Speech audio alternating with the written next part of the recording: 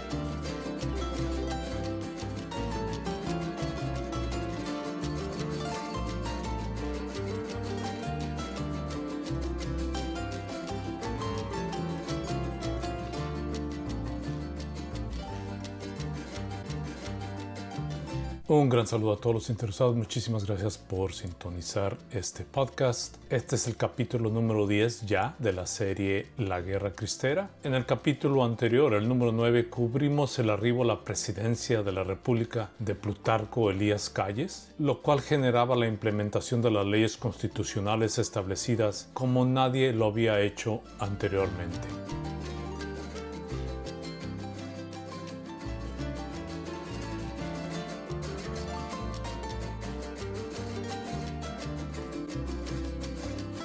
La implementación de la ley Calles fue la más influyente de todas ellas, ya que en la plenitud de la ley incluía el minimizar la influencia de la Iglesia Católica sobre la sociedad mexicana.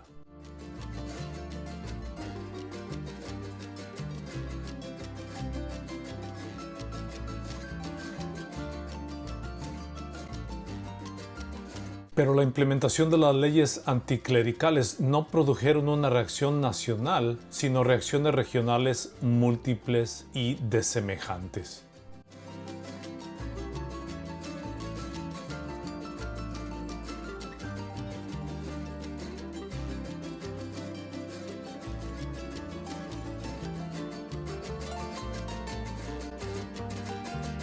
En el estado de Jalisco, como resultado del liderazgo del arzobispo Orozco y Jiménez y las reacciones y acciones del clero rural, los ciudadanos defendieron la fe como su identidad y tuvieron una reacción casi inmediata.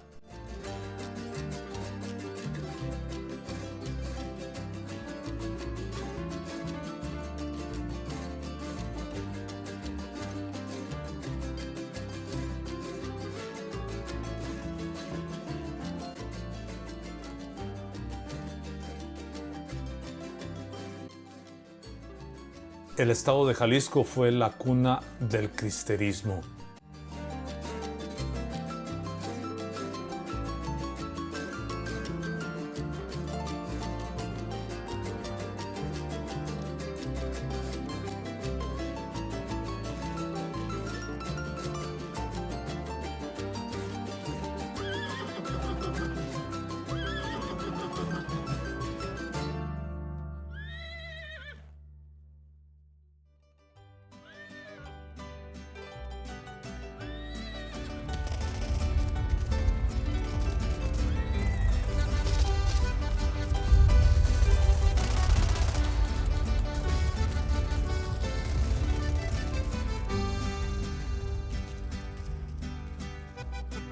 En el estado de Michoacán, la reacción fue una respuesta más estructurada, manteniendo a su fe como organización social, pero no fue reaccionaria ni espontánea, como así había sucedido en el estado de Jalisco.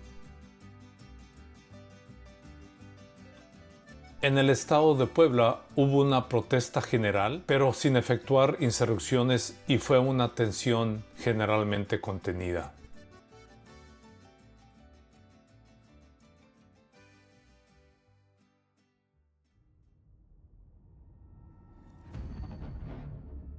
La promulgación e implementación de las leyes de reforma durante la presidencia de Ignacio Comonfort en 1857 iniciaba abiertamente el conflicto Iglesia-Estado en el país mexicano, aunque otras influencias generadas a través de los años en otras sociedades y actores habían logrado desarrollar esa lenta pero eventual iniciación de la separación Iglesia-Estado, la cual ya para ese tiempo pedían muchas de las sociedades del mundo.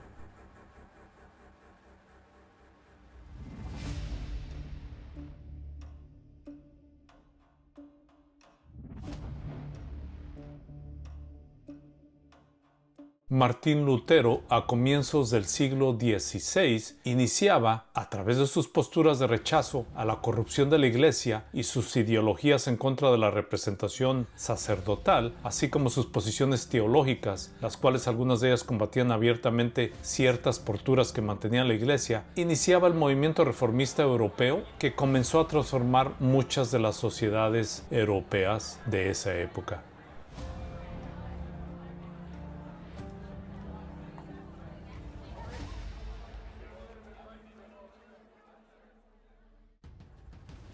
Isabel I de Castilla y el rey Fernando II de Aragón, tras la reconquista de la península ibérica, entablaban una alianza con la Iglesia Católica, la cual sería clave para poder lograr la victoria en contra del yugo musulmán sobre el país ibérico, el cual había perdurado por más de 7 siglos.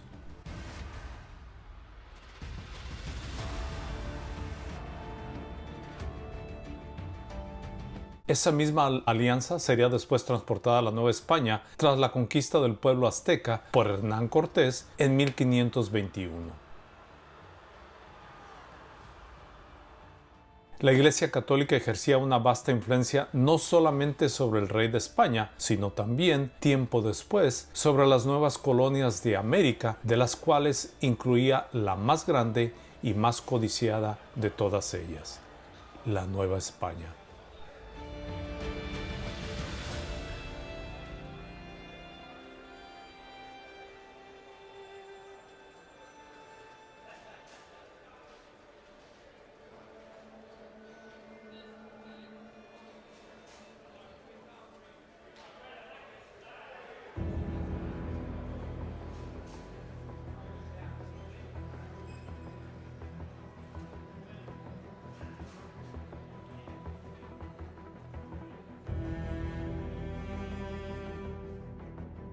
Mientras tanto, la creación de la Iglesia protestante en Inglaterra durante el reinado de Enrique VIII iniciaba el proceso de las nuevas ramas cristianas que después se desenvolverían en las 13 colonias de la región este del futuro país estadounidense.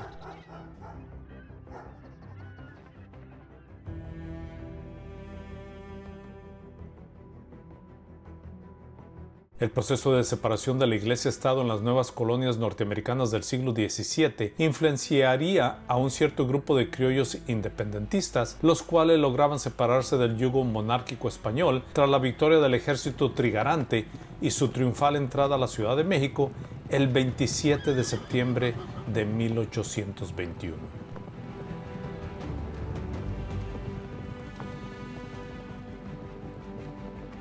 Y aun cuando la religión formaba parte integral de la conciencia del nuevo país independiente, tras la declarada independencia de España, tiempo después, se formarían corrientes liberales, las cuales deseaban iniciar el comienzo de una eventual separación entre la Iglesia-Estado.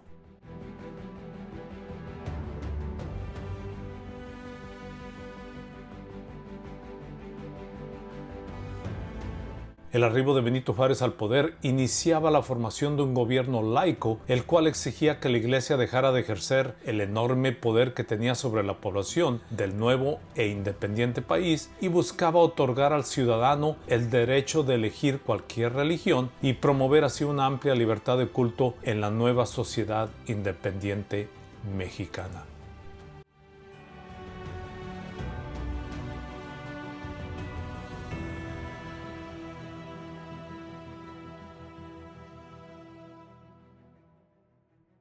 La Constitución de 1857 iniciaba ese proceso en México, aunque tras la muerte de Juárez y durante el régimen dictatorial de Porfirio Díaz, el mandatario decidía por no aplicar ninguna de las leyes de la Constitución del 57 en referencia al clero, decidiendo mejor el conllevar una relación pragmática en vez de una abierta confrontación con la Iglesia Católica.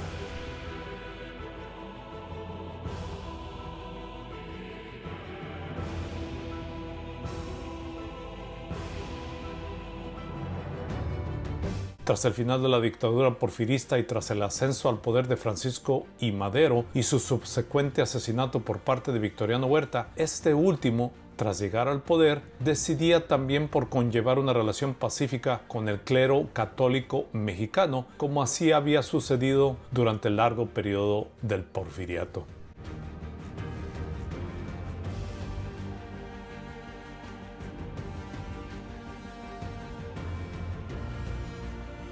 Esta tregua, ejercida entre los gobiernos de Díaz y Huerta con la Iglesia, colaboraría para que el episcopado lograra reorganizarse y mantener una firme presencia y estabilidad social en el país después del periodo del gobierno liberal de Benito Juárez.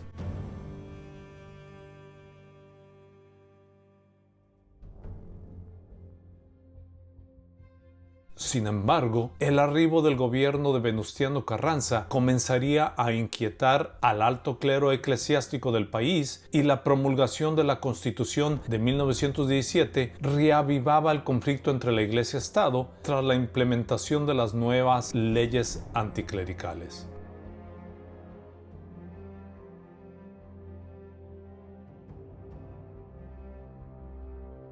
Tras el asesinato de Venustiano Carranza y el subsecuente arribo del trío de generales sonorenses, Álvaro Obregón, Plutarco Elías Calles y Adolfo de la Huerta, se incrementaban sustancialmente los ataques en contra de la Iglesia Católica por parte del gobierno mexicano, el cual intentaba aplicar, sin censura, las leyes de la nueva Constitución, actuando así en contra de la institución religiosa.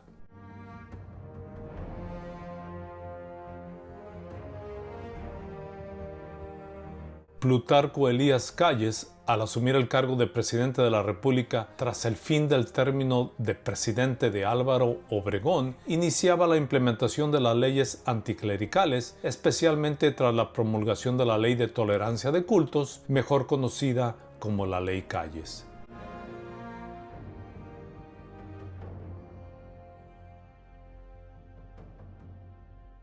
La acumulación de tensiones entre el clero y el gobierno postrevolucionario y la aplicación de la ley Calles se convertirían en los principales detonantes del inicio del levantamiento armado entre los católicos y el gobierno mexicano.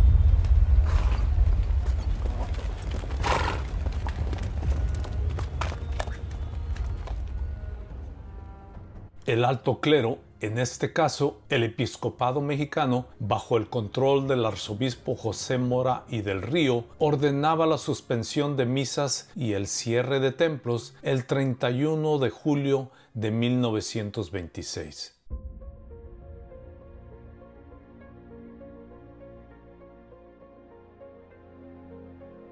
Los motivos de la decisión episcopal ocurría tras el rechazo al implemento de la Ley Calles.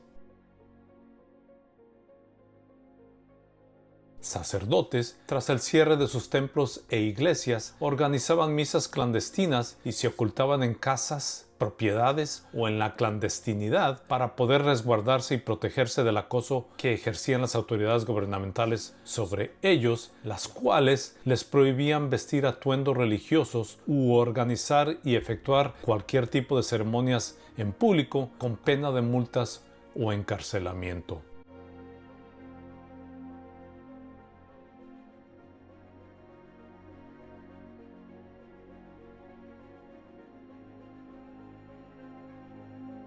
Es necesario recalcar que la decisión de la suspensión de misas y el cierre de templos e iglesias no fue hecha por el gobierno callista, sino fue originada por el mismo clero.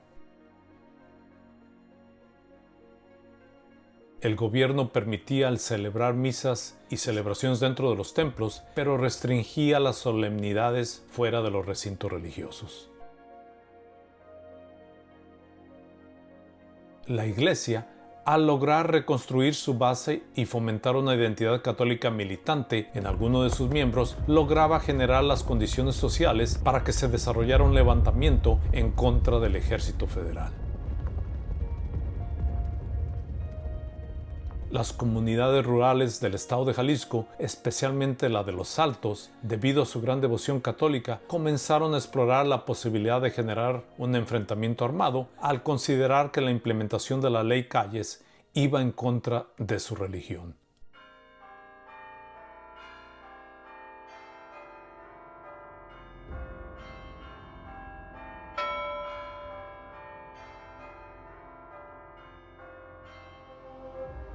Los laicos rurales, en apoyo a sacerdotes locales, sintieron que era una necesidad el defender sus creencias, a lo que consideraban de ser un ataque directo por parte del gobierno callista en contra de ellos y la religión que procesaban.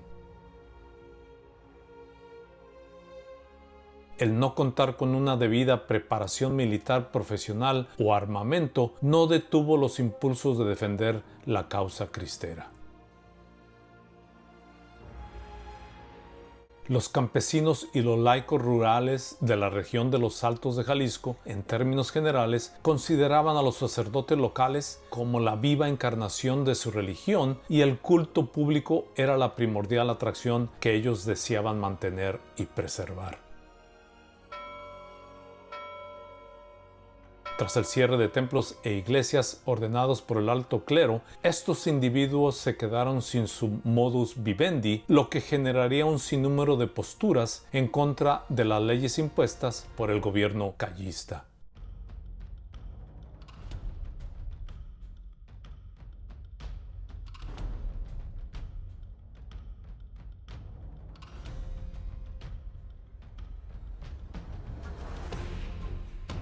Por otro lado, los deseos de los gobernantes postrevolucionarios de desfanatizar al país y de permitir la libertad de culto entre los ciudadanos y el derecho constitucional de elegir cualquier religión, tras su temor de que lograra llevar al país a una anarquía, consideraban a la espiritualidad, la cual no reconocía valores culturales, como la peor influencia experimentada por el país mexicano en esa instancia.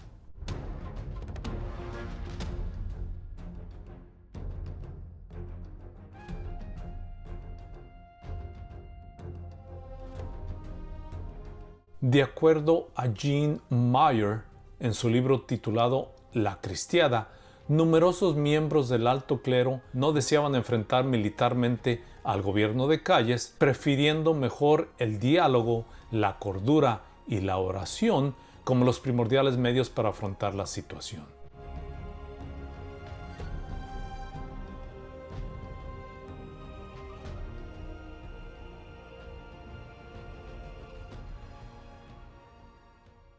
De acuerdo al autor Jean Meyer, el arzobispo de Aguascalientes se dirigió a los fieles de su diócesis de la siguiente manera: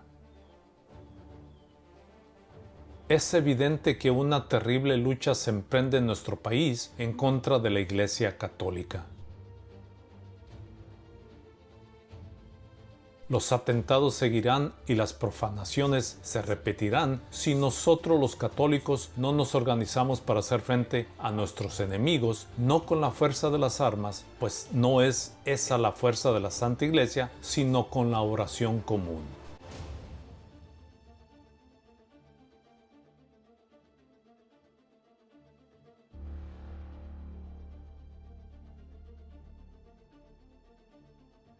Meyer también menciona al Monseñor Díaz en una entrevista concedida al New York Times, en la cual declararía: la Iglesia no acepta que la religión se convierta en bandera política y todavía menos aprobará un levantamiento en armas que sería perjudicial para el pueblo y el país. Tras el inicio de las primeras contiendas militares, el general José Álvarez, jefe del Estado Mayor Presidencial, acusaba al alto clero de haber iniciado la rebelión armada en contra del gobierno federal, a lo que el episcopado respondería en una carta escrita el 15 de enero de 1927. Hay circunstancias en la vida de los pueblos en que es lícito a los ciudadanos defender por las armas los derechos legítimos que en vano han procurado poner a salvo por medios pacíficos. Y aunque no hubo participación directa del clero en los inicios del conflicto, sí hubo el apoyo moral de algunos de los sacerdotes.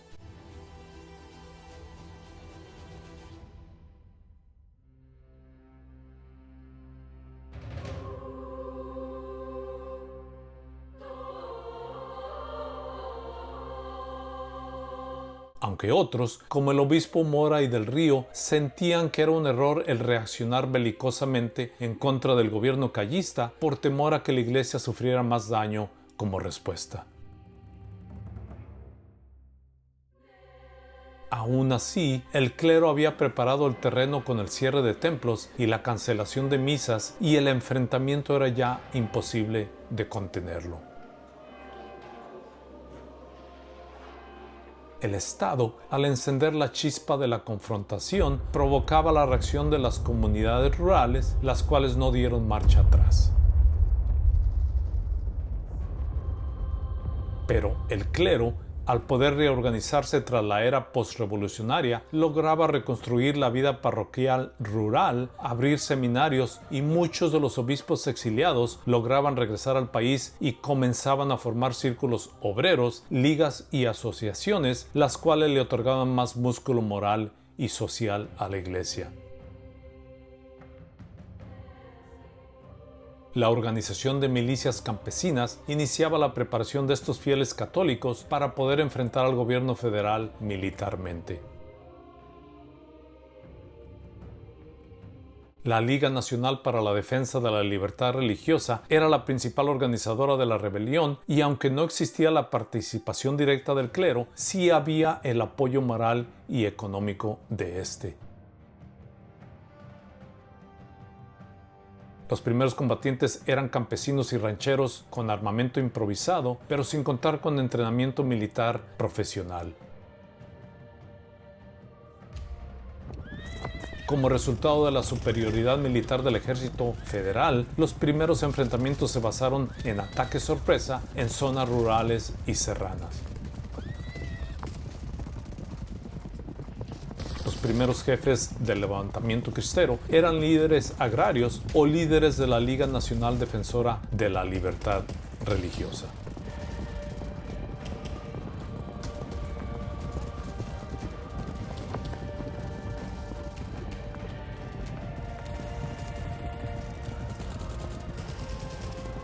Existieron un gran número de escaramuzas, las cuales enfrentaban a guarniciones federales militares en contra de grupos armados, pero los cuales no contaban con una disciplina militar.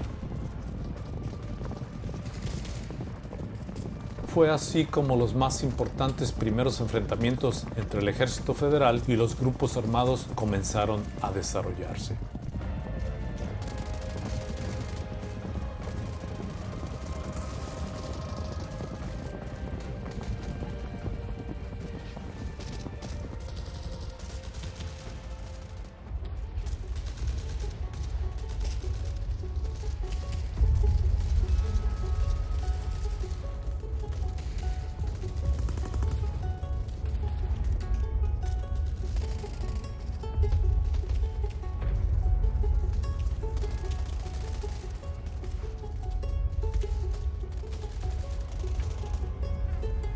La toma de Valparaíso, Zacatecas, el 14 de agosto de 1926, este enfrentamiento es ampliamente conocido como el inicio formal de las hostilidades.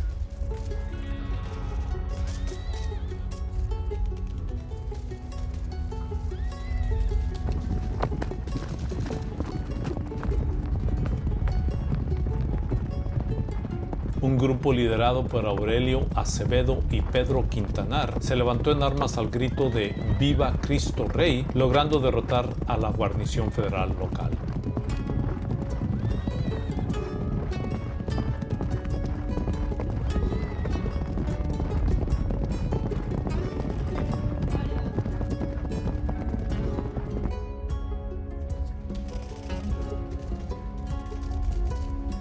el asalto al santuario de Guadalupe, en Jalisco, el 3 de agosto de 1926 en Guadalajara, un grupo de civiles intentó evitar que el ejército cerrara el templo, resultando en un enfrentamiento violento con muertos y heridos, lo que encendió la mecha en el estado de Jalisco.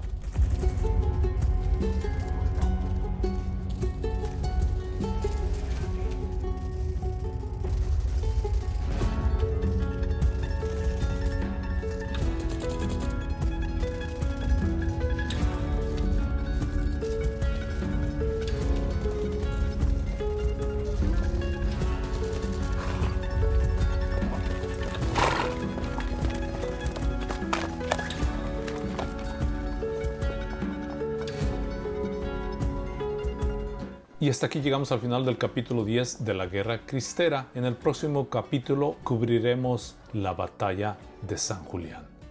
Muchísimas gracias como siempre por seguir estos programas. Los invito a que visiten mi página de Facebook y seguir los capítulos de podcast en todas las plataformas de la Guerra Cristera. Muchísimas gracias por su atención.